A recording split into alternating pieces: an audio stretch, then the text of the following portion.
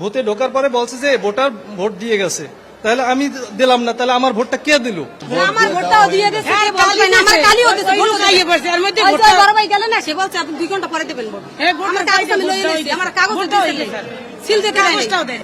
আমি 2বার ভোট দিতে গেছি, আমার ছবির উপরে আর একটা চিহ্ন আছে, কেটা বলে ভোট দিয়ে গেছে, আমি তো ভোট দেই নাই স্যার। আমার তো এই আইডি কার্ড, আমার এই যে হাতে যে একটা দাগ দেয় বসনীয় দাগ, সে দাগও তো নাই, তাহলে আমার ভোটটা কে দিল? এখন যদি আমার আরেকটা ভোট দিতে দেয় তাতে তো আমার ব্যালেন্স সমান হইবে না, ওইটা যদি আমার বিপক্ষে দেয় তাহলে তো আমার তো ভোট কয়টা, আমার এটা সরকার কি করবে? যে আসলে কি হয়েছে, আসলে দিছে না উনি দিছে, দুটো আমি আসলে ওনার ব্যাপারটাকে উনি দিচ্ছে না অন্য কেউ দিয়ে গেছে, এটা আমি বলছি যে আপনি লাঞ্চের পরে আসেন, আর ব্যাপারটা খতিয়ে দেখতেছি।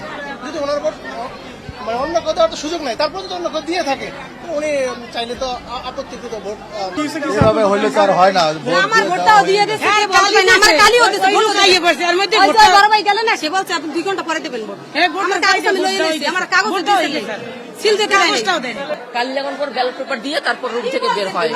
উল্টো পাল্টা কথা বলেন কেন? এই যে লোক আছে মিথ্যা কথা বলবেন না, সবাই আছে। আমার ভোট দিতে দিয়েছে, আমার কালি দিয়েছে, বড় ভাই আসে পড়ছে, বলছে 2 ঘন্টা পরে। সত্য কথা বলবেন। হেরা দিছে, কালি হেরা দিছে, না হেরা দিছে, এই যে হেরা দিছে, হেরা কাগজ দেওয়া আছে, এর ভিতরে ওই বড় ভাই আসতে পারছে। স্লিপের সাথে মিলান তো দেখি, ওনার স্লিপের সাথে মিলান তো। উল্টো পাল্টা কথা বলবেন না, এখানে ভোট দিতে আসছি সবার জন্য, আমাদের জন্য না, শুধু জনগণের জন্য।